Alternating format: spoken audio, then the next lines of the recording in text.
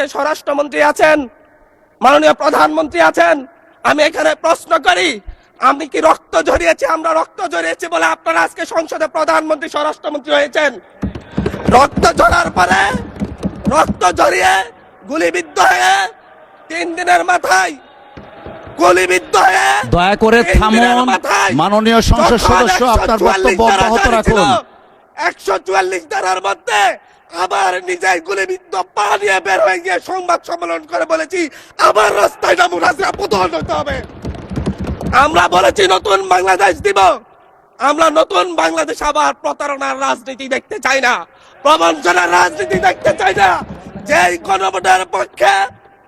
গণভোটের পক্ষে আমাদের মাননীয় প্রধানমন্ত্রী প্রচারণা চালিয়েছেন, যে আদেশের পক্ষে মাননীয় সরকার দলীয় সংসদ সদস্যরা প্রচারণা চালিয়েছেন, আজকে এখানে এসে কেন এটা নিয়ে আবার দীর্ঘ আলোচনা হতে হবে?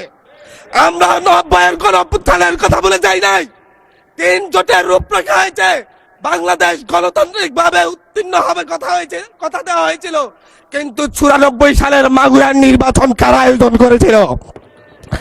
কারা 94 সালে মাগুরার নির্বাচন আয়োজন করেছিল? আজকে আবার এই সংসদে দাঁড়িয়ে আবার এমন একটা ব্যবস্থা নিয়ে যাচ্ছেন, আরেকবার যে মাগুরার নির্বাচন আয়োজন করবেন না, এর নিশ্চয়তা কে দিবে?